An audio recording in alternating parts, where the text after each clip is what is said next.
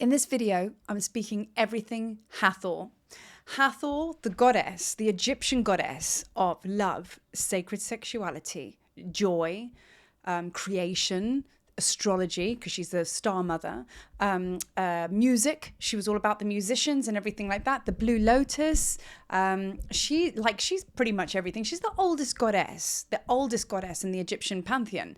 She is the daughter of Ra. She is the other side of the coin to Sekhmet, or rather Sekhmet's the other side of the coin to her, whichever way you want to look at it. And Marie's very passionate about the two of these goddesses, because I believe that's the sacred journey coming through the sacred fires of Sekhmet, through the shadow, into the heart, which is Hathor. So I believe these two goddesses hold our process in their hearts, so we can move from one dimension to another.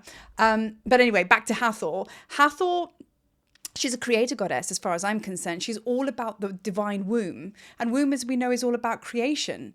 And she's also connected to the stars because she is the seven Hathors. The seven Hathors is the seven Pleiades, which is the seven sisters, known as the seven sisters. So there's this deep connection between the Pleiadian mothers, which takes us all the way through to Lemuria. I'm just pinging the bullet points because I know you guys out there are very knowledgeable in these realms, and you're going to go, yep, got it. So yeah, I mean, like the star mothers of the Pleiades seeding, we come from the original seedings of the Pleiadian star mothers, right? Which is basically every single one of us. So ain't no one not connected to Hathor because she's part of that whole gig, right? But she's a very, very powerful goddess, and there's much I could speak to her about. And she's very upfront and center right now, which is a really, really good sign, because it shows us that we're really coming into the heart. Because Hathor is all about the heart, and her element for me is water, because it's heart, and she's all about the sacred womb. So we're coming back. You know, when you go through the process of death, dying, which we've all been doing a lot over the past few years, but when you come through the process of death, you're coming back to the original essence of you. No fear of death. Coming back to the sacred womb in the darkness. No fear of the dark, because the sacred womb darkness is a good place, you know. And then of course the waters, the cleansing, the nurturing, you know, of the womb. So essentially, that's where we've come back to be reborn. The whole, if you want to equate the whole journey we've been going through, and we will continue to go through, because it's all about the cycles, death and rebirth. You know, Hathor teaches us so much about that process of coming back to the heart of one. Yeshua speaks about that as well. I have another channel from him, because he's also been talking. I've had this beautiful divine combo of Yeshua and Hathor, so I will share that down the line as well. But yeah, and Hathor, her name, like her temple name, is Dendera. Dendera means light. Now, we all know about Hathor and her sistrum, because obviously she was all about the musicians and the festivities and the celebrations. She's that good time goddess as well. She can work with you in so many different ways. If you need to get a life and cheer up a little bit, do you know what I mean? She's your goddess. She used to like party and on Blue Lotus and wine and things like that. And she just celebrated the physical body, celebrated sensuality, sexuality. I mean, she's kind of that friend that you want, right, in this life, which you actually have got her as that. But this is what her sistrum looks like. This is actually all the way from Karnak, which is another temple in Egypt. But as you can see, Hathor has the cow ears. She's a bit of a funny character, but there's good reason for this. It references the cow ears. But if you look closely at the statues in Egypt, these also represent the fallopian tubes and the womb, because she's obviously the goddess of creation. She's all about the sacred womb. She was a midwife. So she helps you birth. That's kind of can go in all sorts of different directions, right? And her sacred sistrum means light. That's what sistrum means. So when you shake it, this is what it sounds like.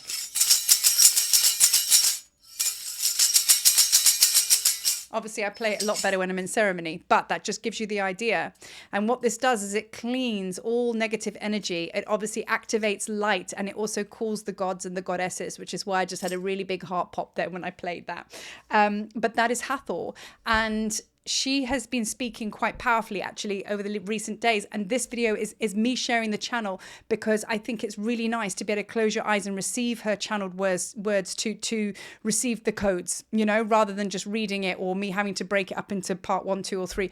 I really felt guided that this is the better way to receive it. So this is what I'm going to bring to you shortly. But just before I get there, As I say, Hathor has been all around.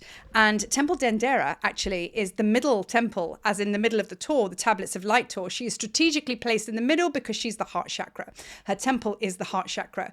It's one of my favorite temples because when I go there, you can feel the joy and the celebration and play. I do get quite childlike when I'm in that temple. It's one of the most preserved temples in Egypt, actually. And her temple, like most temples, is built on a very, very powerful ley line directly underneath the stars. Obviously the planetary alignments and the star alignments to that particular temple is massive. They're all star temples, but Dendera is a star temple in its own right. For me, it's the one temple that is still vibrating and is still very much alive, because Hathor's energy right now, the womb energy, is so alive because we're in this creative vessel right now. So much light coming into the planet, so much light coming through us. We are with her now. So that is why she's all around. Such a good sign, right? So 2024, Tablets of Light Tour 2024, which I've always said has got a poetic ring to it. This is what it's all going to be about. It's going to be about many things, but coming to Temple Dendera is going to be almost like that full circle journey that you've done. So when you come back to Temple Dendera, we're going to climb on the roof of that temple because that's a private visit in itself. And when you're with me, we get access. We go onto the roof of the temple, and it's a big flat roof. And there they used to dance and do all their rituals. We go up there and we play our drums and we dance and we do our thing. Now, beneath our feet in that temple are 12 powerful columns.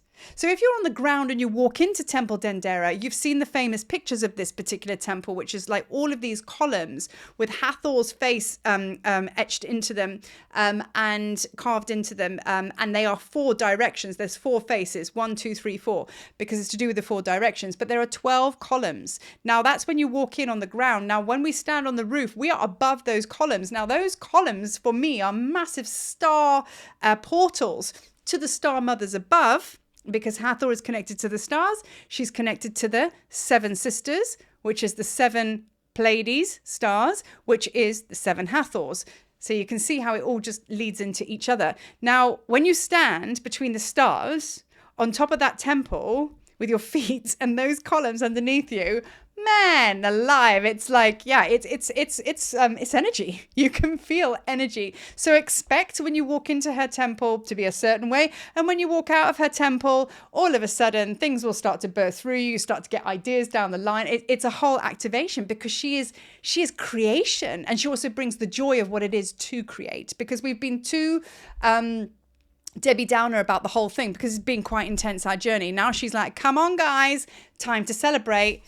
Hence her sistrum, So like I say, there is much that I can share with Hathor. And if you really want to get in and connect and activate your own Hathor codes, on a very, very deep level, along with SEKHMET, they have now chosen to come in on the Heka Codes groups that I'm holding.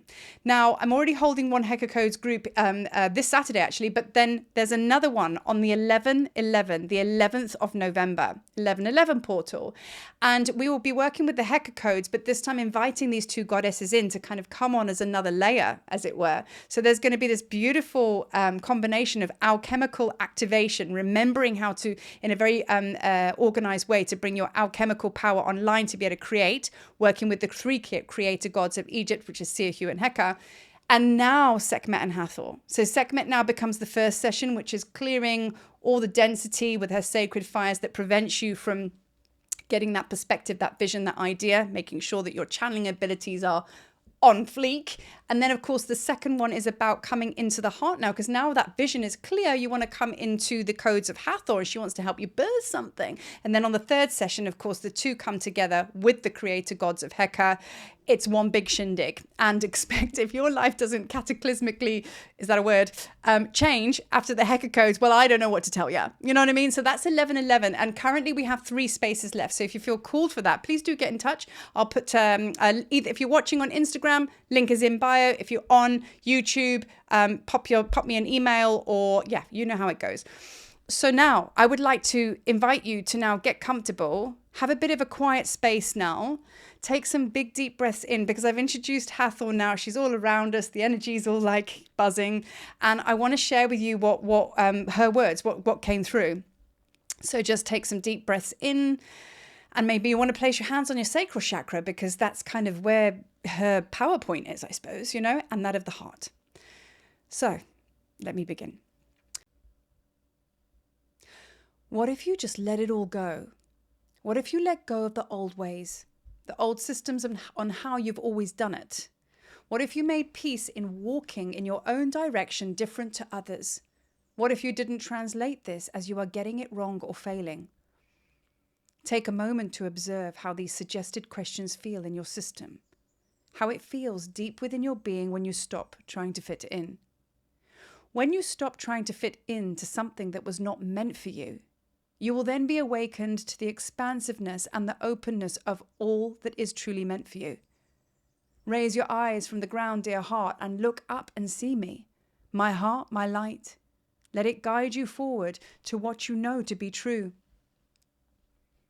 When I speak of your lion's heart, your lion's roar, and your fierce, steely determination to complete the mission, this does not always need to arrive with fire and brimstone. This powerful fire that you can feel and experience deep within also comes from the unconditional love for self. This force can be felt from the depths of the mother's love. Supremely fierce, yes, yet gentle, soft, and nurturing. A mother's love is an unwavering and undeniable bond that is non-negotiable. This is the truth that cradles you deeply into the heart of one. And what is the truth? That there is only love. This is the power of the sacred heart of the Divine Mother. This is who calls you now. This is what you can feel coming from deep down within your loins.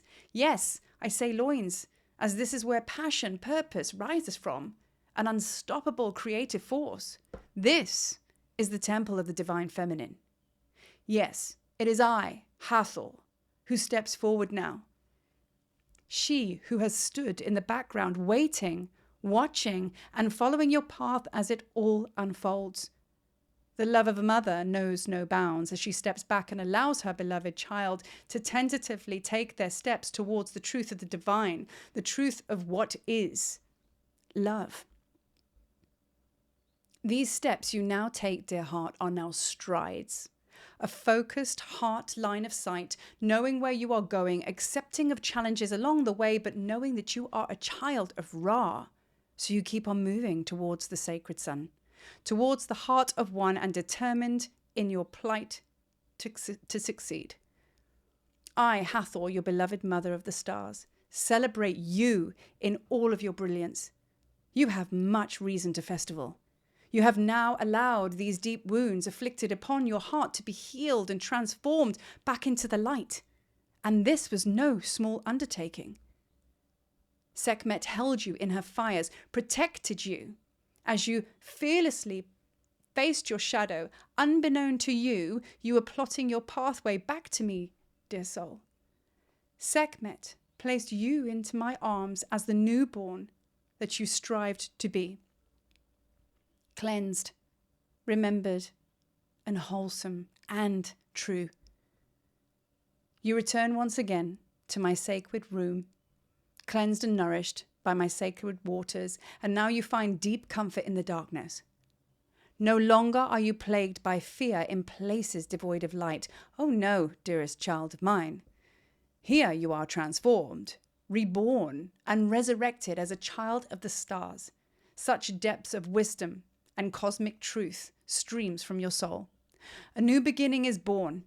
You are the beginning I speak of. Let go, breathe deep. Let go, breathe deeper. Let go, breathe deepest. A new dawn I now birth. A brand new being. A new earth. In love. Hathor. So that's the words of Hathor. So I'm going to say nothing else except let all that frequency and love and Hathor stream through your consciousness. And I hope you have a great day further or great evening wherever you are in the world. And as always, so much love from me. And I'll speak to you soon. Peace.